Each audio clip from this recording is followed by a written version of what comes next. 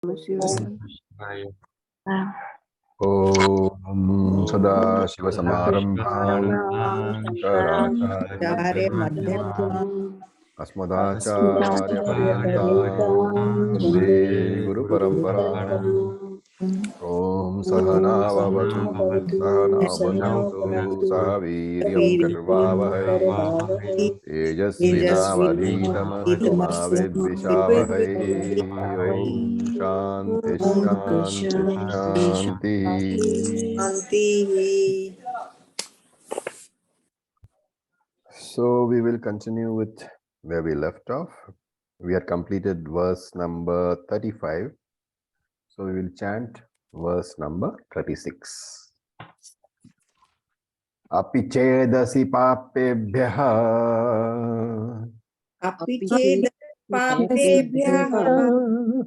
sarvebhyah papakrittamaha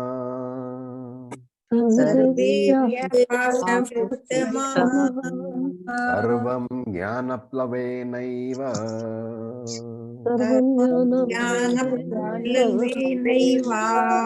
vrajinam santarishyasi.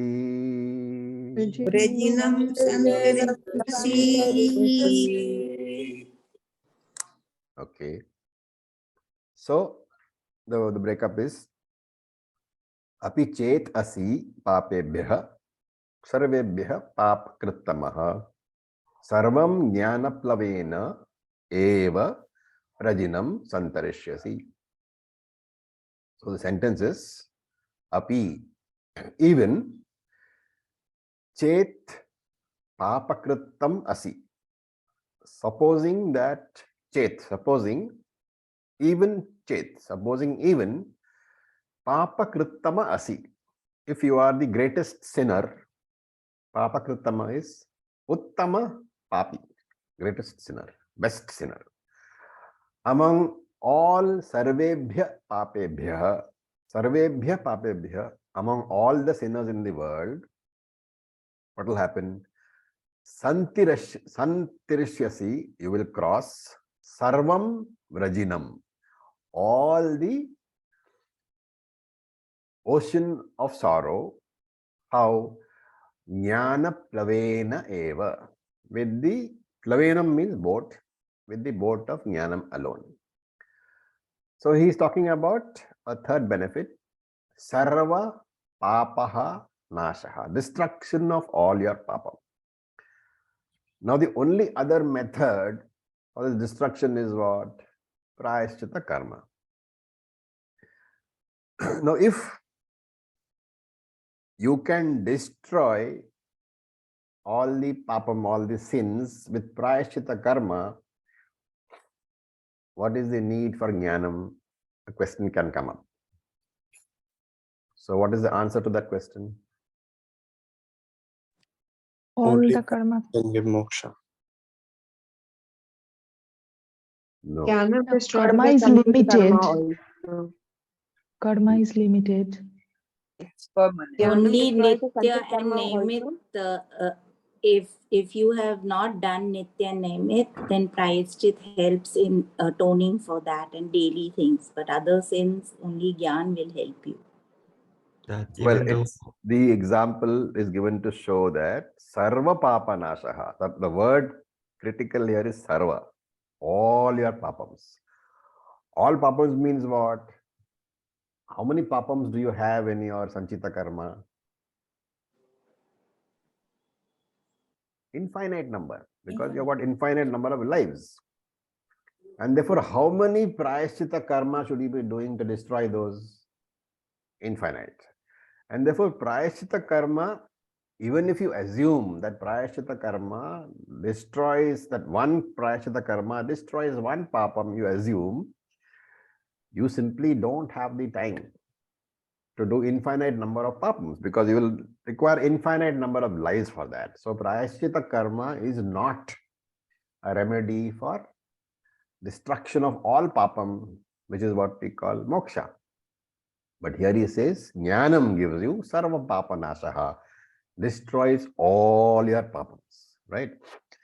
So the problem with prayaschitta karma is that even as you are eliminating the papams by doing one papam after one prayaschitam after one prayaschitam, what is the problem? You are busy acquiring fresh papams.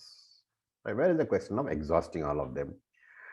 Therefore, Krishna is comparing this papam, this basket of sanchita karma, to a big ocean. So he says, Santarishyasi, you will cross that ocean, which you cannot cross normally. Whereas this jnanam, atma jnanam, is like the boat. Plavam is a boat, like the boat, and jnanam will destroy all that papam. And not only the past papam, sanchita papani.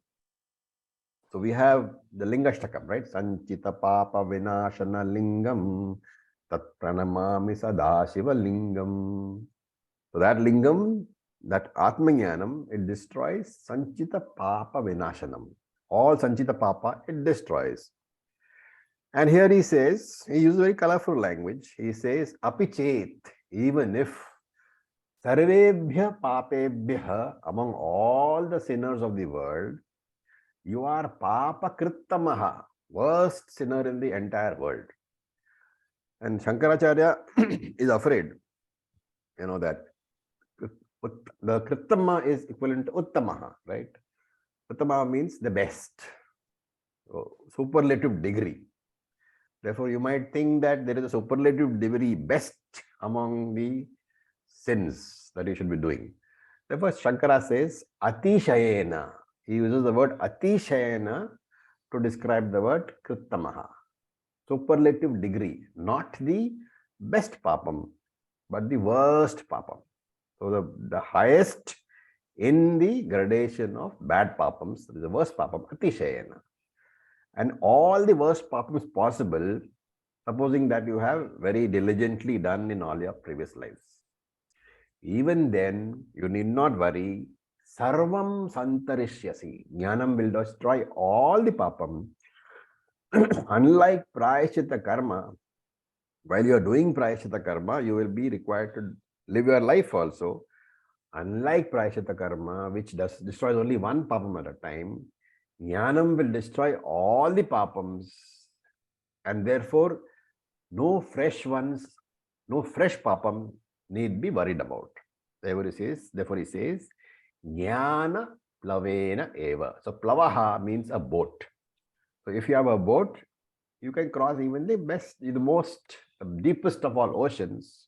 You can take boat as ship over here. So jnana plavaha. So this jnana plavaha, the boat of knowledge, will help you. Vrijinam santarishyasi. So vrijinam here means the papa sagara, the ocean of sins. That ocean of sins you will be able to cross over. Now, if you look at what we have done so far, so we have covered 3 benefits of moksha. Moha nivrittihi, that is the destruction of delusion. Bheda nivrittihi, the destruction of the difference between you and the Paramatma. And papa nivrittihi, the destruction of papam.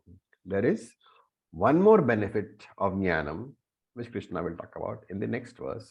So we will chant verse number 37, a very beautiful verse. Yathai dhamsi samiddho agnihi. Yathai dhamsi samiddho yagnihi. Bhasmasat kurute Arjuna. Bhasmasat kurute Arjuna. Jnanagni sarva karmani. Jnanagni sarva karmani. Bhasmasat kurute tatha.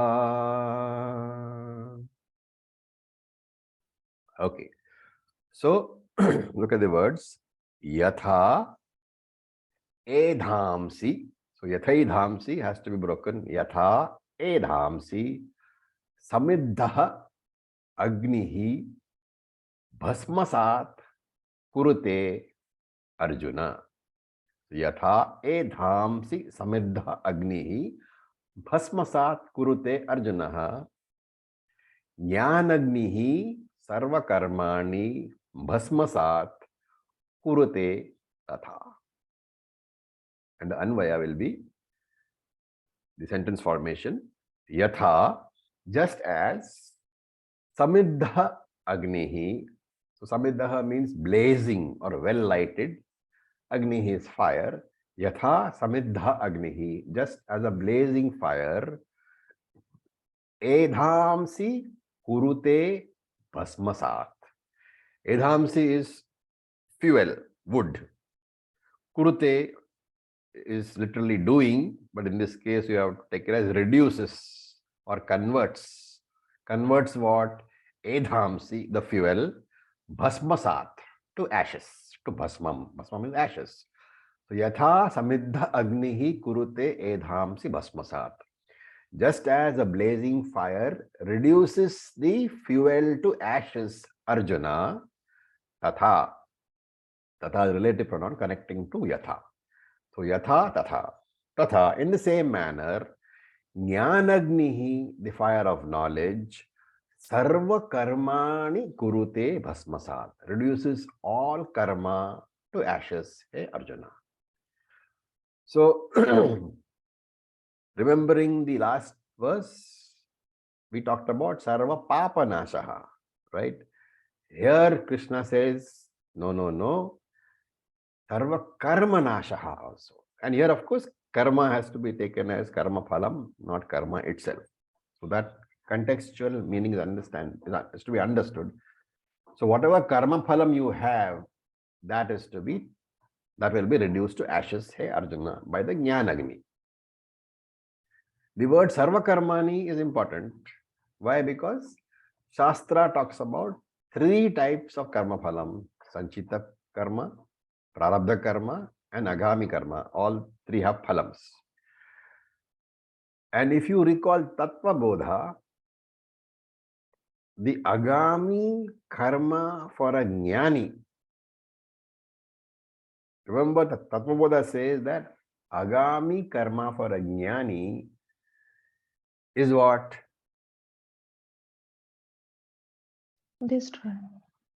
No. I mean, doesn't occur. What is the definition of agami karma for a jnani? What is the definition of agami karma for you?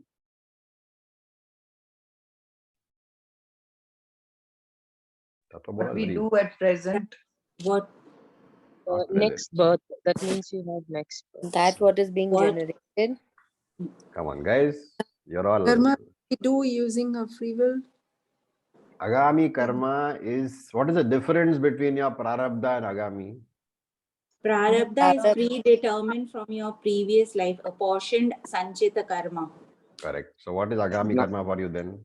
What Jnani you has no generate karma. out of your free will now. So this now, remember, this now is not a very precise word. So for people like us, for a normal person, prarabdha karma is that portion of sanchita karma which has been carried forward from the previous life to give you this life. But for you, agami karma is the karma which you have done in this life from day one. Okay, that is the agami karma for you. That if you have to distinguish between prarabdha and agami, that is the agami karma. But in case of jnani, what happens to the agami which he has done up to the date of jnanam? All this is covered in Tattva Bodha. You should not forget. It's karma bhasa. No, you have not That studied, will you're not become remembering. zero the moment Jnanam comes. Yes, all the karma, including sanchita plus agami, sanchita karma of the jnani plus the agami karma of the jnani up to the date of jnanam gets destroyed. Only prarabdha remains. Right? Only prarabdha remains. And therefore, the agami karma for a jnani, when you say it is karma done post jnanam. Whenever you talk about agami karma for a jnani, it is karma done post jnanam. All previous agami of this life have to be classified under sanchita. Sanchita was destroyed at the time of jnana. What about prarabdha? Prarabdha is not destroyed. And then, does this prarabdha not affect the jnani? No. Yeah. Because he has got gloves of jnanam, right? So when you have a rubber glove and you are working with the electric wires in your house, when you touch the wire, it does not give you a shock because the rubber glove protects you. Similarly, prarabdha continues to produce results in the jnani's mind. Remember, the jnani's mind is anatma, prarabdha will be faced by the anatma. There will be favorable conditions, there will be unfavorable conditions, there will be reactions in the jnani's mind, and therefore, even for a jnani, events caused by prarabdha cannot be avoided. What happens is, because of the jnanam, that jnanam acts like a glove, and therefore there is a change in response to the prarabdha. The jnani's response to the prarabdha is different from my response to prarabdha. And that is why, because he is not affected by that, because of the glove, the prarabdha karma is as good as destroyed. That you will remember. There is also, this will by the incidental, by the way, why does jnanam not destroy prarabdha? The question can be asked. Because jnanam destroys sanchita, and jnanam destroys the previous agami up to that date. So how is it then jnanam does not destroy prarabdha? There is no good answer to that. But Shankaracharya says in a text which is called Upadesha Sahasri, a very, very huge text. So Shankara says that jnanam does not want to destroy prarabdha, because jnanam is grateful to prarabdha. That knowledge bows in gratitude to prarabdha. Why? Because of that jnanam came. Because of that prarabdha only jnanam has come. That prarabdha has given the body of a manushya, of a human being. That prarabdha has brought about mukshutvam, the desire to be free. That prarabdha has brought a teacher to you. And therefore, jnanam says that because of all this, jnanam has come.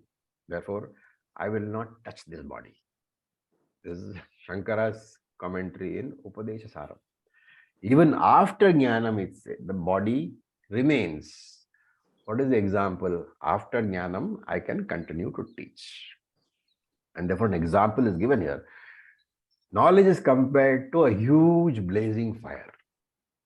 And all your karmas are compared to edhamsi, the fuel. It can be wood, it can be anything else, fuel. So a raging fire burns everything. Every type of fuel which is put into a raging fire is burnt.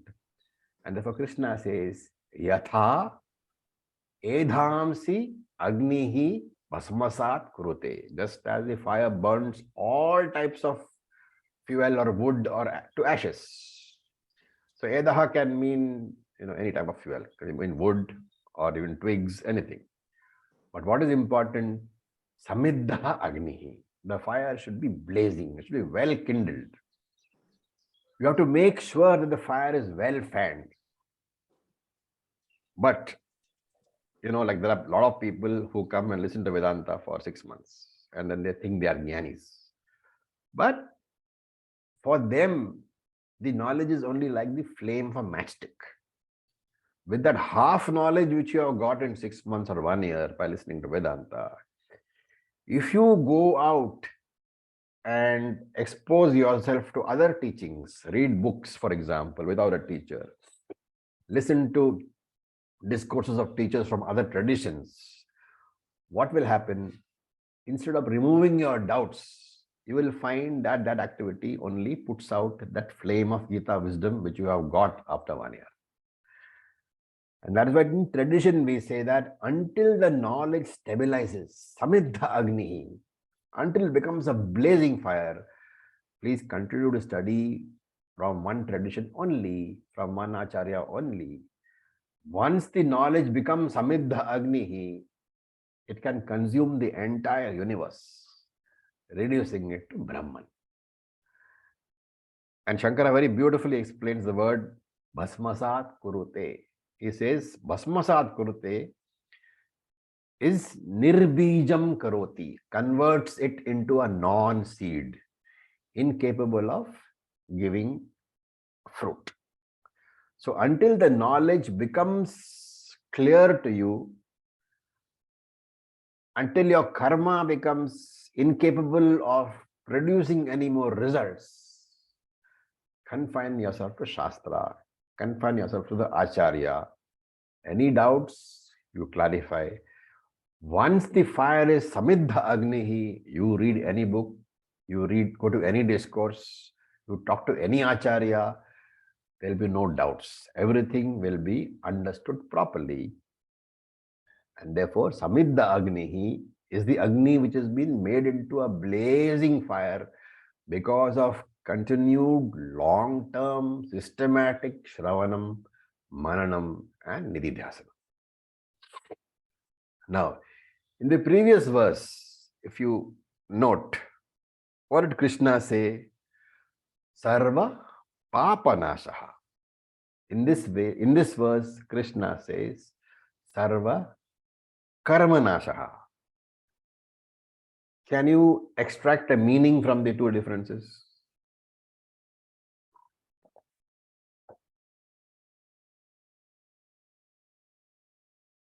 What is the meaning? Om Acharya. Yes, Lalita, boli, Lata. Spandana hai. Spandana, okay, yeah, go ahead.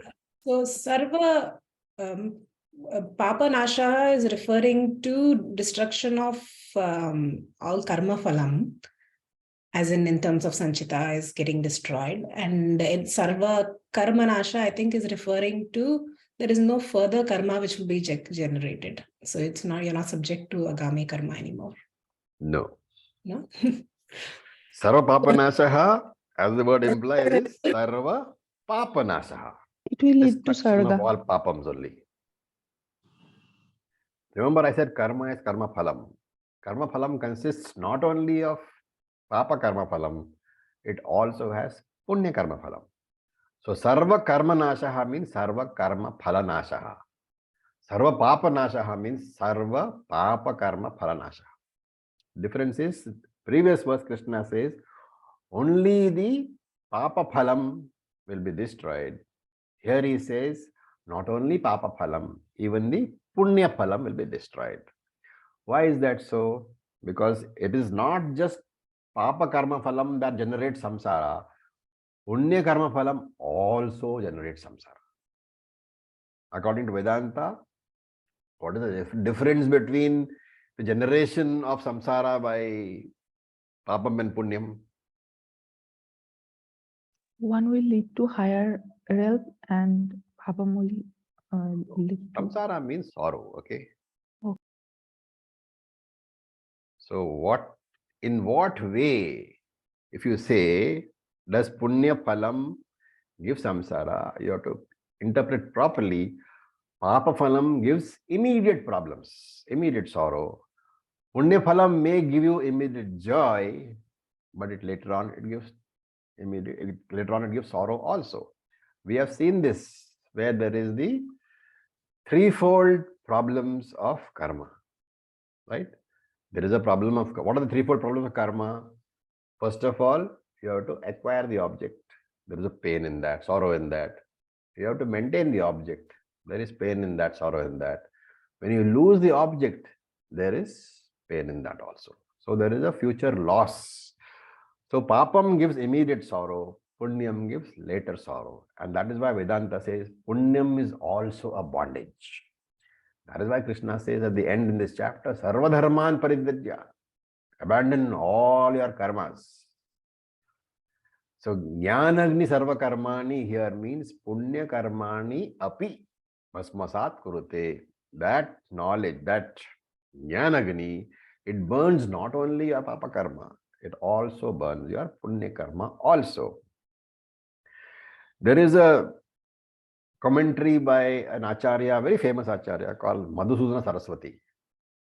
So he comments here that in the previous example, Krishna says the Jnani has crossed the ocean of samsara. Has crossed. He gives emphasis on the word crossed. What does it mean? If I say that you have crossed the ocean, what is the understanding?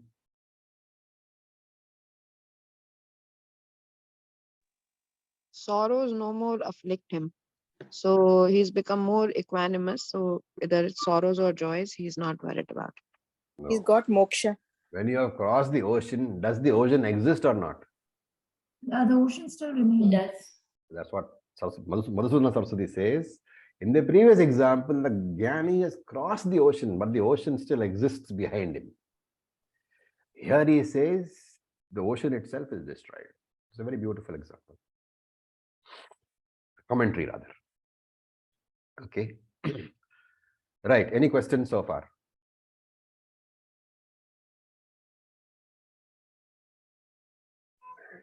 Yes, Lataji boliye. Lataji has put up his hand for some time now. Yeah, Acharya ji. Yeah. Ideally, a Jnani would, I just heard that doing Prayashrita karma is of no use because we keep going ahead and accumulating more karma. So, ideally, for us as sansaris, Prayashrita karma, why is it advised to us then? Prayashrita karma destroys certain sins. Okay. Now you must know what you are doing Prayashrita for. You can't have a general Prayashrita karma. Prayashrita karma is always for particular destruction of particular papa. Okay. You don't know when you are going to get jnanam, right? You are on the path to jnanam. And any papam can be an obstruction. So on the path to jnanam, you don't want papams unnecessarily. So you do Prayashrita karma. Understood. So, as and when we keep getting the jnanam for whatever. Not as and when. Jnanam comes once. There is no as and, it's not a gradual process. It's an understanding. Okay. Still difficult to understand this. Okay. This takes some time. Yeah. Thank you. Yeah, Indiraji, boliye. Yeah, Acharya, so you said the papam result is immediate and the punyam is, later. Can you explain on that? Like we do some sins, but the effect sometimes, much later. It's an example. If you are distinguishing between the two, why he says papam and punyam, there's a distinction. But it doesn't mean that all papam comes immediately, because all your prarabdha karma is papam only, right? Yes. Yeah. So you're trying to get a distinction between papa karma and punya karma. If you want a distinction, this will be the distinction. Okay. Oh, thank you. Okay. Acharya ji. Yeah. Right now you said that all prarabdha karma is papam karma. No. The very beginning we said that the prarabdha karma, if it was all papam karma only, you would not get a human body at all. Yes.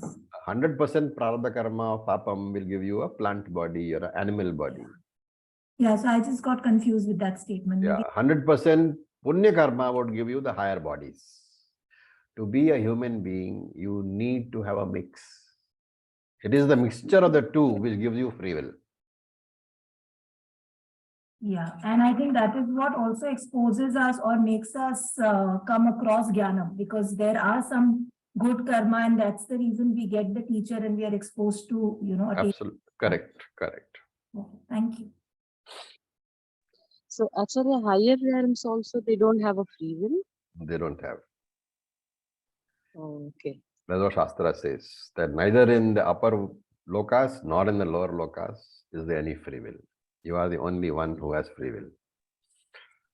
So then, Okay.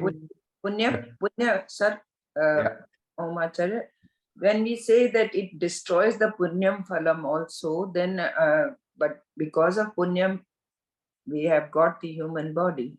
Correct. I'm not saying no. But you already have the human body, right? You don't need any more punyam. And if the punyam continues, what will happen? We'll continue to get Will be born again. Exactly. That's the reason. Okay, so it will probably ensure moksha. Well, this getting moksha, getting in inverted commas is a very controversial topic. So we will leave it. As and when we study Bhagavad Gita, we'll have occasional commentaries on this. So the idea is to, you are right now in the beginning, on the fourth. So we are presenting what is called adhyaropa, superimposition of the world. We are presenting a lot of things which we will at a later stage say, no, they are all not there. I don't want to confuse you. So that's why we say there is a certain way of, exposing the teaching, of showing you one by one after the other. It's not a complete picture at one point of time. It is like you feed a child. You first give him milk, then you give him cereal, then you give him chapati. At certain points, certain ideas will be unfolded. The correct word is unfolded. As and when the particular understanding is refined, we will be unfolding certain more parts. So until the full teaching is over, you have to bear with us. Okay. Now we look at verse number 38. We will chant. Nahi jnane na sadrisham. Nahi jnanena sadrisham Pavitram iha vidyate.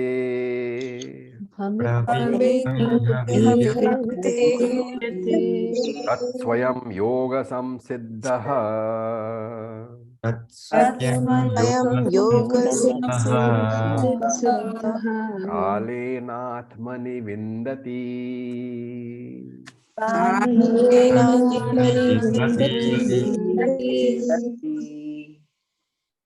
Okay. So, nahi jnanena sadrisham pavitram iha vidyate. Tat swayam yoga samsiddhaha kalena atmani vindate. Word breakups. And the anvaya will be iha nahi vidyate.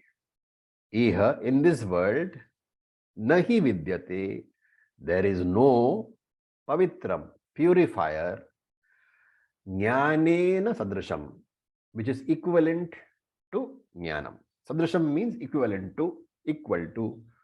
So, iha nahi vidyate pavitram. In this world, there is no purifier, jnanena sadrisham, equivalent to knowledge. So Krishna is telling him why jnanam is being talked about so much. And he says, kalena, one who has spent time, kalena, sufficient time, yoga samsiddhaha, being prepared or preparing his mind, yoga samsiddhaha is chitta shuddhihi. One who has spent sufficient time preparing his mind through karma yoga, upasana yoga, etc.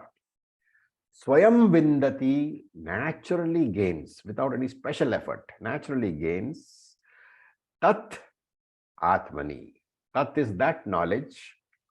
Atmani here is not Satchit Atman, it is a reflexive pronoun referring to your own mind. And therefore, Swayam Vindati Tat Atmani gets knowledge naturally where Atmani, in his mind or in his intellect.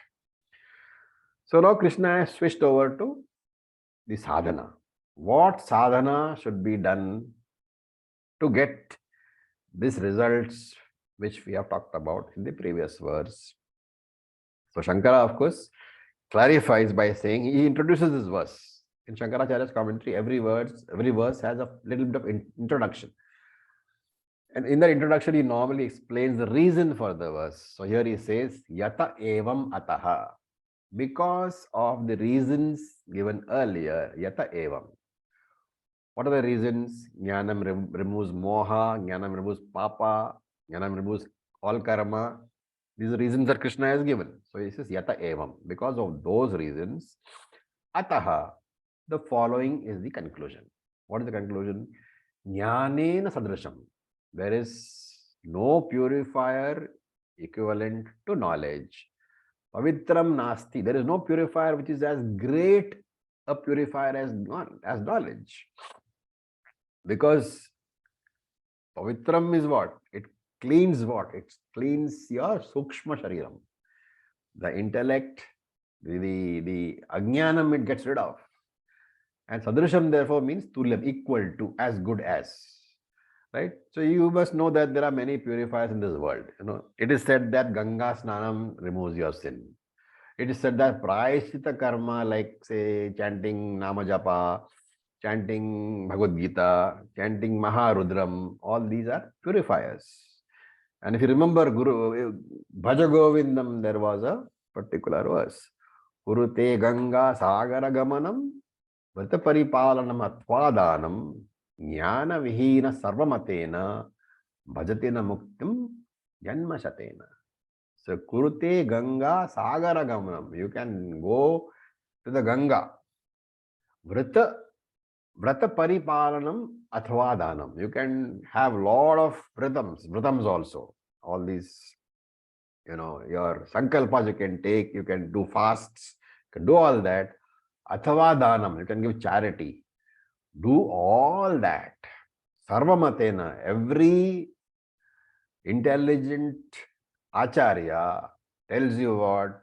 Jnana Vihina, without Jnanam, Bhajatina Muktim, you will not get moksha. Janma Shatena, even in 100 births. Therefore, Jnanam alone is the greatest purifier because Jnanam can destroy the original sin, as it is called. What is that? Ajnana. And so, therefore, Krishna says, Yoga Samsiddhaha Kalen Atmani Vindati. Yoga Samsiddhaha means a person who has qualified himself for the knowledge, who has got Jnana Yogyata, who has prepared himself by sadhana chatushtayam. His mind is purified. And of course, here Shankara adds, Yogena means karma yogena. Shankara adds samadhi yogena. And samadhi yoga, whenever it is used by Shankara, he uses it to mean ashtanga yoga. So he says that, Shankara says that yoga samsiddha, preparation of the mind, it is through karma yoga and ashtanga yoga. Okay, now that could be a confusion, right? Ashtanga Yoga, we are referring to Patanjali's Ashtanga Yoga. Remember that in Vedanta, Patanjali's Ashtanga, Yam Niyam Asana Pranayam, etc., is accepted as an excellent means for attaining Chitta Shuddhi, for training the mind. But we don't accept the philosophy, the darshanam of Patanjali, because it talks about what? Many Atmas, multiple Atmas, and yoga philosophy also, Patanjali Darshanam also talks about Jagat as Satyam, that the universe is real, which is diametrically opposite to what we say. So these are the problems of the yoga philosophy of Patanjali. There are multiple number of Atmas. The Jagat is Satyam. Samadhi is a means of Jnanam. All these are there. These we do not accept. So, but we do accept the Ashtanga Yoga as an excellent method for achieving Chitta Shuddhi. We don't accept the philosophy. We don't accept that Samadhi is a means to Jnanam. We accept Samadhi is a means of focusing the mind. Again, Chitta Shuddhi. What according to us is the method? Karma Yoga, Upasana Yoga. And a person who does this, when will he attain this knowledge? Or where will he attain this knowledge? So, Kalin Atmani Vendati. In time, in the Atma, which is the mind over here, but any knowledge has to take place in the mind only, right? In the spiritual knowledge also can take place only in the mind. There is no knowledge which can take place in the Atma, because the locus of knowledge is not the Atma. It is the mind only. Knowledge cannot take place in the body. So every knowledge has to take place in the buddhi alone. And therefore Atmani here means in the buddhi, this person gains his knowledge. How much time does it take? Krishna is careful not to commit. He says, Kalena Vendati. In time you you will attain. So don't ask how long. And that may not be very satisfactory. So Shankara says, Kalena means Mahata Kalena, by long practice of Shravanam, Mananam, and Nididhyasana. So the first sadhana which is being mentioned here is what? Karma Yoga, Upasana Yoga, living according to Karma Kanda, Purva Veda, living a disciplined religious life is essential for moksha. Then, as a side note, because many people who do a lot of reading or listen to other acharyas from other traditions, they come and say that my acharya has said that after Shravanam, one has to do meditation, go to Nirvikalpa Samadhi, and then a mystic experience of Brahman will come. And that alone, that mystic experience itself gives moksha.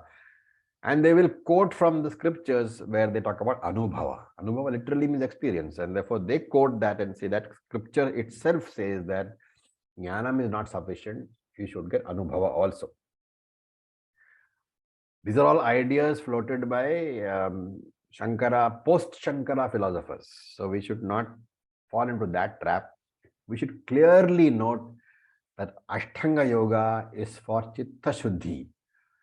It is not Nididhyasanam. It is not to be taken Nididhyasanam. Nididhyasanam is completely different.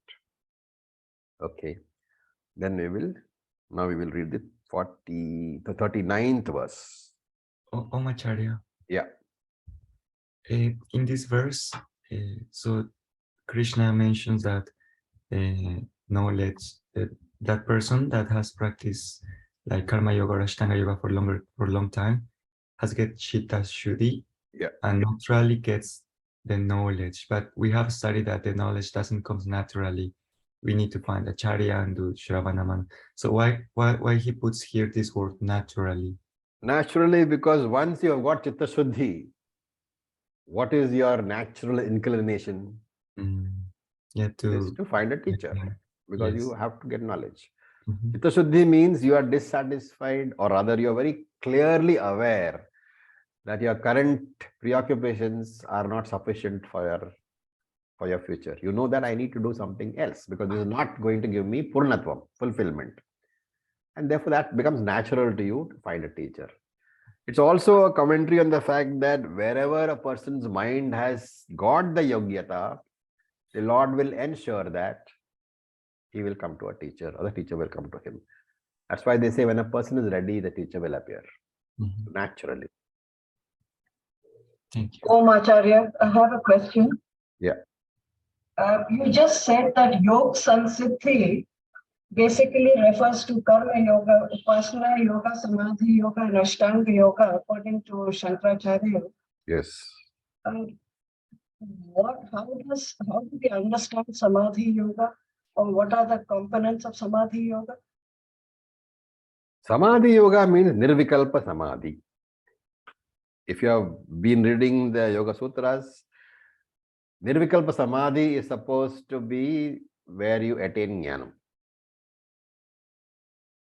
Okay. Okay, that's the answer. But what is your further doubt?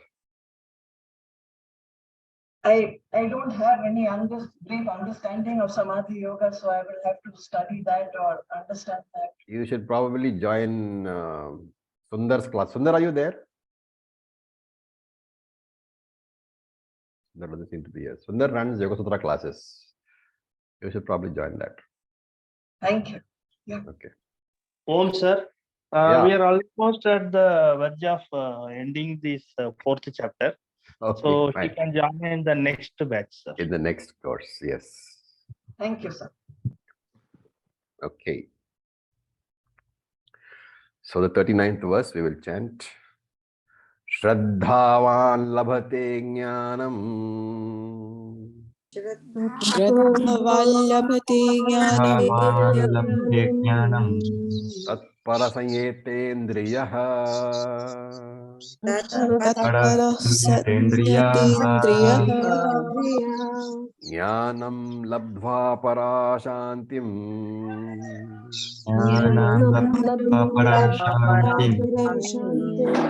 achirenadhigacchati.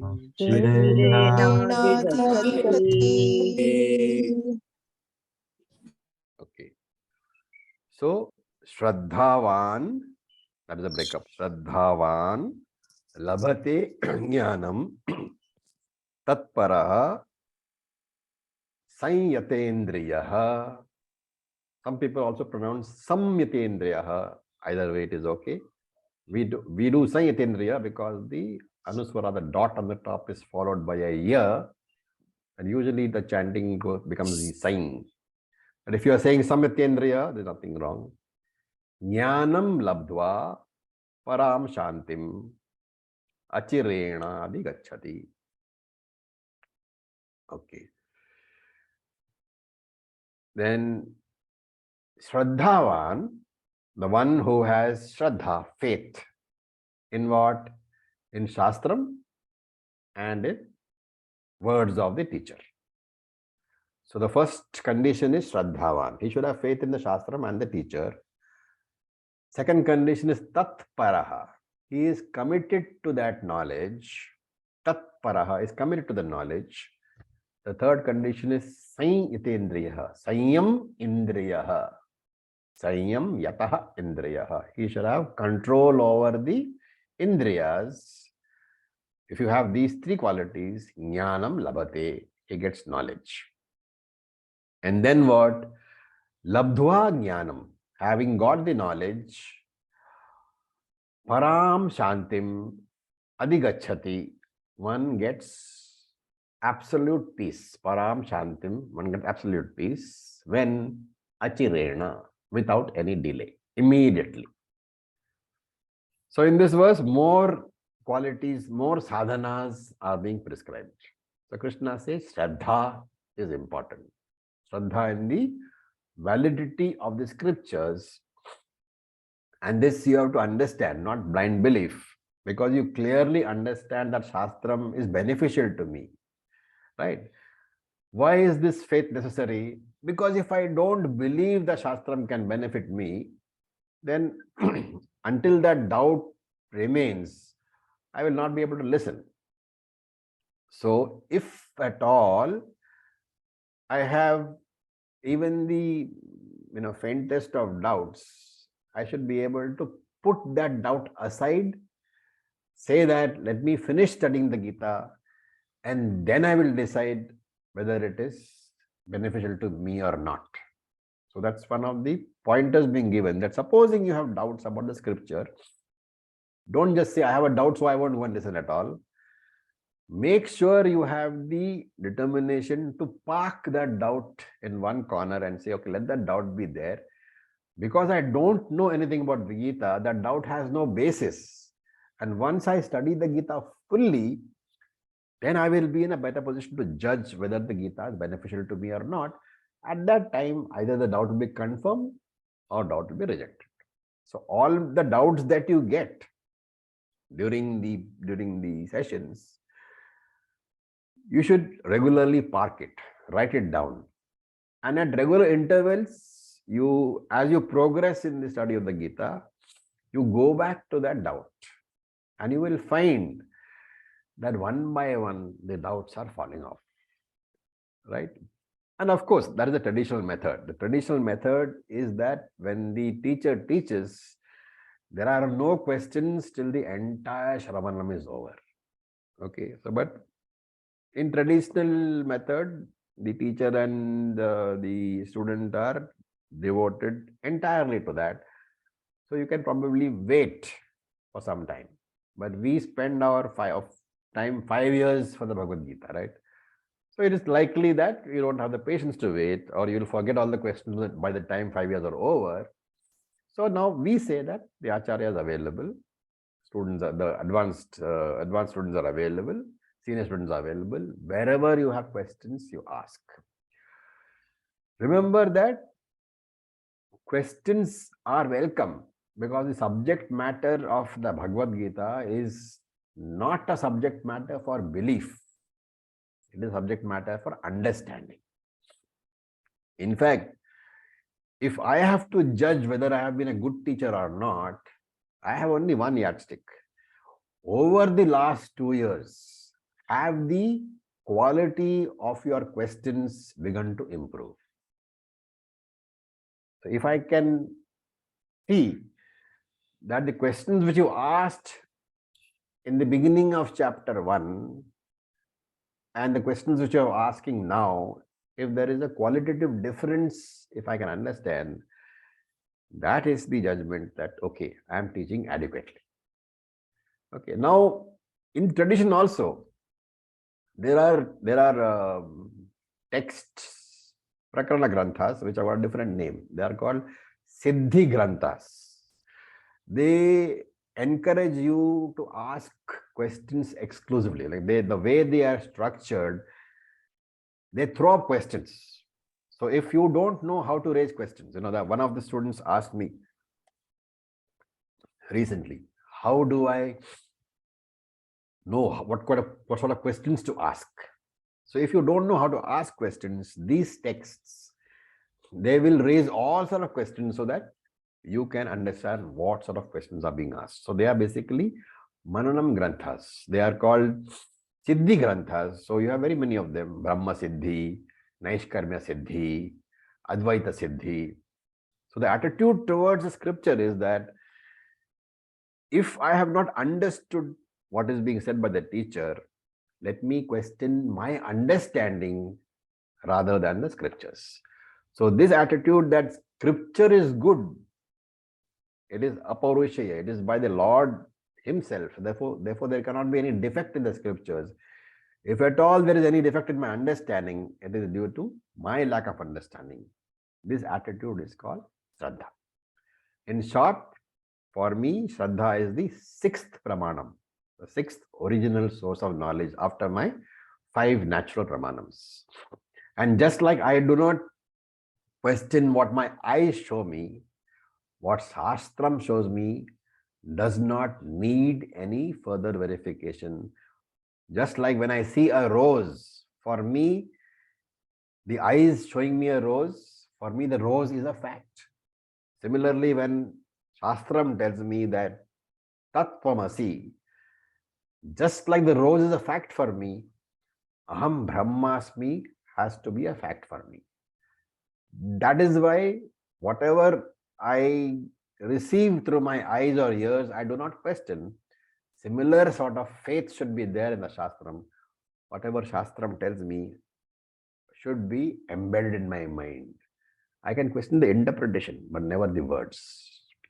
So such a person is Shraddhavan Labhate Jnanam.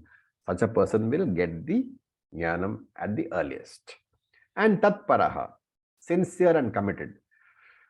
So the first thing that is required after Shravanam is to not close the laptop or the phone and go away to do your work. It is to note down what all you have learned, re-listen to the video, or the audio, make notes, reflect over what all has been said. Ask yourself, whatever statements have been made, can I accept them?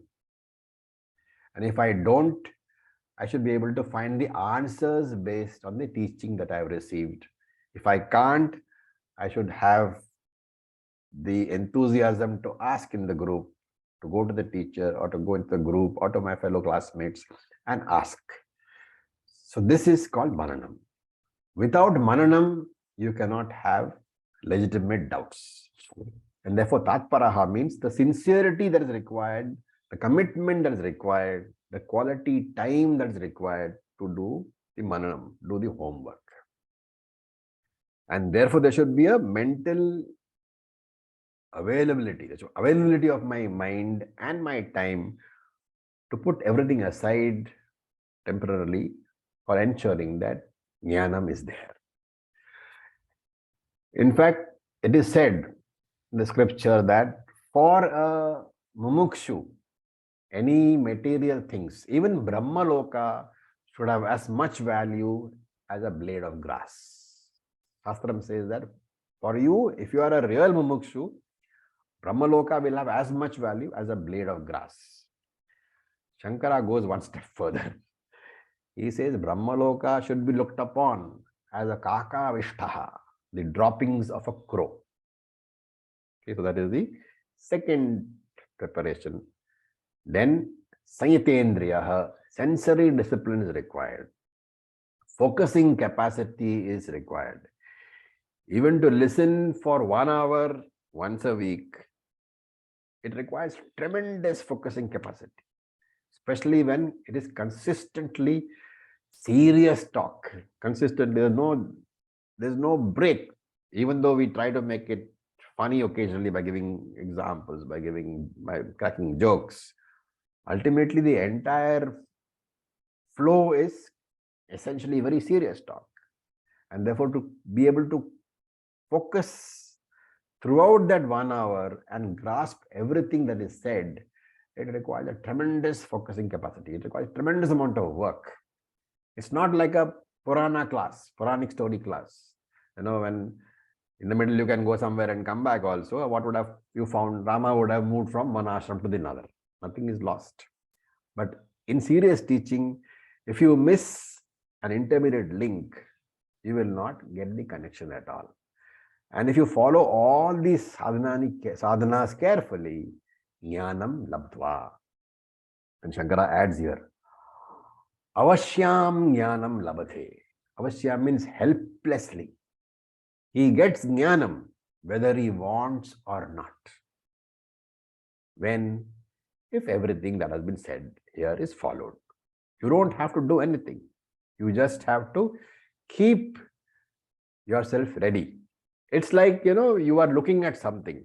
If your eye is open and the eye is functionally backed up by the mind, which means your eye is open and you're focusing on what you're seeing, whatever is in front of you, your eye will show you.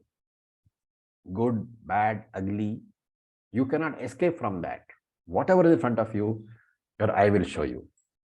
And therefore, if your ears are open during the class and your mind is backing up the ear, what is being given?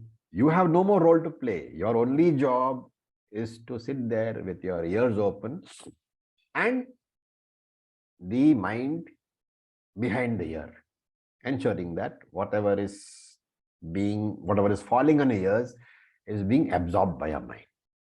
That is all that's required. That is why we say Jnanam is not karma, because the work is done by the teacher. You have a amount of work in making yourself ready. Chitta Shuddhi should be there. The ear should be open, backed up by the mind. If that is there, then Krishna's words, Shankara says, Avasyam Jnanam Labate. Helplessly you will get Jnanam, whether you want it or not. You cannot escape from that. And then what? Param Shantim Adhigachati. You will get permanent peace. Krishna promises this benefit. Lord Krishna says that Gita will give you permanent peace. And it is a promise. And then you might get up and say, how long will it take? Then Achirena. Because for the Jnanam to manifest as peace in your mind, what should happen? I should take care of habitual thinking patterns. Habitual problems will not go by Jnanam. Habitual problems need to be attacked differently using Nididhyasanam. And when we discuss chapter 6, we will discuss the handling of habitual problems in great detail. I will just give an example of what a habitual problem is. Let us say that I am used to keeping my car key on a particular shelf. Then today I sell the car, right? But tomorrow morning, I still go to the shelf to pick up the key. Does it mean that I don't know that the car has been sold? I know. But there is a habitual response. It is not a conscious mind response. It is a subconscious mind response because of which I go to the shelf to pick up the key. When I reach there, I realize, oh, the key is not there. Then it triggers my knowledge, oh, the car has been sold. Therefore, actions and responses are governed by two factors. One is your jnanam, one is your vasana, the habits. Jnanam comes, yes, but the vasana also requires deliberate effort to change. And especially well-entrenched habits, well-entrenched vasanas like bad self-image, jealousy, anger, irritation. These are also deeply entrenched in our minds that we have to handle it one at a time. Each problem I need to handle during Nididhyasanam. And therefore, depending upon my sincerity, upon the time that I spend, about the amount of importance that I give, the benefit also will take proportional amount of time. Therefore, achirena, not before long, Krishna says. And Shankara gives the order of the sadhana, very helpful. He says this is the order of sadhana. He says first should be Shraddha, faith that Shastra is Pramanam. As a result of that Shraddha, what happens? Tatparaha, a commitment to the pursuit of the Shastra arises, and therefore he comes to the teacher.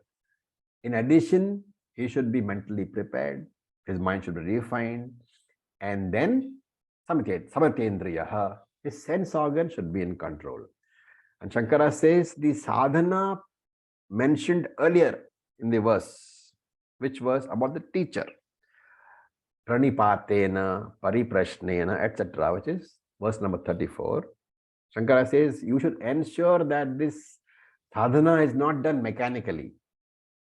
Because if you do the sadhana mechanically, then the Shraddha or the Tatparaha is not possible. Because Shraddha and Tatparaha are basically mind-oriented, predominantly mind-oriented. The Pranipatena, asking of questions, going and falling at the Guru's feet, Pariprashnena, asking of questions, Sevaya, serving the Guru, these can be done mechanically as only external actions. But this is not possible in the case of Shraddha or Tatparaha or the control of the sense organs, because they're all predominantly mind-oriented.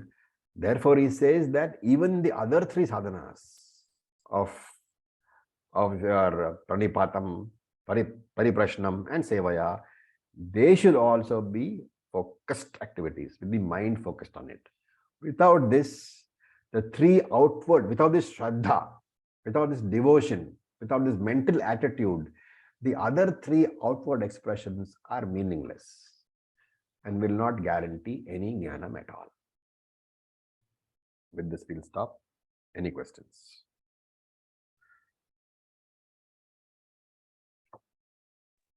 Acharya. Yes, June. So in this verse, when Krishna mentions that once getting the knowledge, one gets absolute peace immediately, this means after Nididhyasanam, right? Or you can take it as after Nididhyasanam, yes. Okay. Because that is when the benefits really flow. Yeah. And that is, Nididhyasanam, you take it because not everybody's mind is prepared. If you have a fully prepared mind, then Nididhyasanam is not necessary at all. Only Shravanam is required. Thank you. Yes, Meda? Om Raviji. Yeah. I had a question. So since we are talking about Shraddha, the opposite of Shraddha is Samshaya. And Samshaya can have two types. So one is the Samshaya that I am Atma, which can be resolved with Mananam.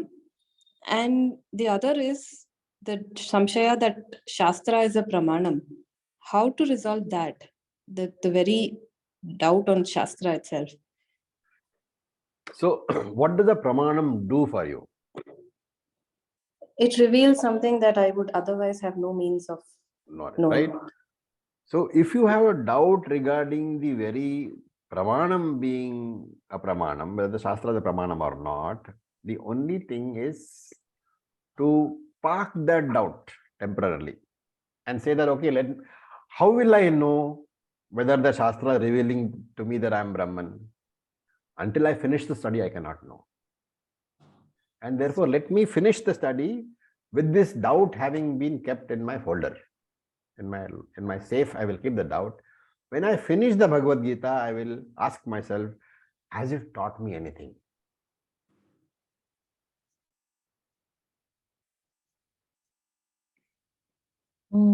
Okay. So that incidentally presupposes that you are brought up in the environment where there is a certain amount of faith for Shastra. Yeah, otherwise it seems like a vicious cycle, you know. It's Otherwise, like, you will never come. It's a vicious cycle. You will never come. yeah, because if somebody comes without doubt, it will not work, which It will will not work. further make them doubt more, and then they will not come again. But tell me something, Meda, like when you first came to the TTC 5 years ago, you were an engineer, right? Yeah. Were you cynical?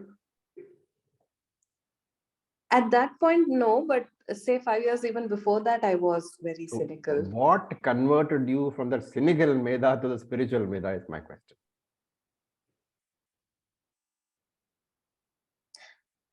Here in Vedanta, because it is not belief based, it is backed at least to a point with logic and sufficient, you know, almost like science. It is backed up at least to a point, and finally a leap of faith comes, but by then you would have gained sufficient Shraddha.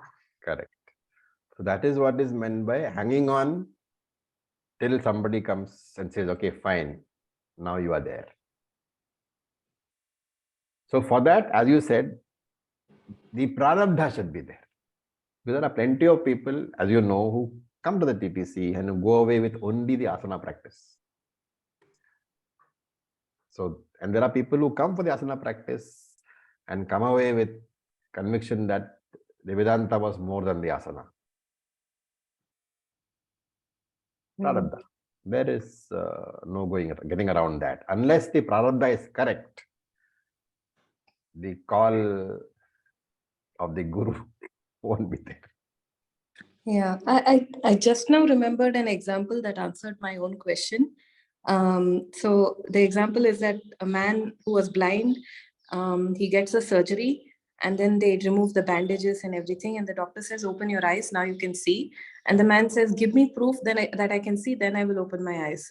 And doctor says, open your eyes, that is the proof. And he says, no, I want proof, I'm scared till then. Yes, there is another example, you know, which is a funny example which SPG gives sometimes. So there is this guy who thought he was a mouse. Okay, he always thought he was a mouse. So he went to the doctor, psychiatrist. He went through a long process of counseling, and in the end, he was convinced he was not a mouse. He was a human being. So then one day the psychiatrist called him and said, okay, fine. Now you know you're a human being. He said, yes. So now you can go out into the world. So this fellow said, yes. He went to the door. Then he turned and came back to the psychiatrist. And he said, doctor, I know I'm not a mouse. But the problem is, does the cat know that outside? Yeah. That's the problem. Yeah, very deep. Very deep philosophy, correct? Okay, so with this we'll stop. Thank you for your patience. Om Purnamadav Purnamidam Purnat Purnamudachyate Purnasya Purnamadaya Purnam Eva Vasishyate. Om Shanti Shanti Shanti. Om Tat Sat. Om Namah Shivaya. Thank you for your patience. Om Namah Shivaya. Thank you, Acharya.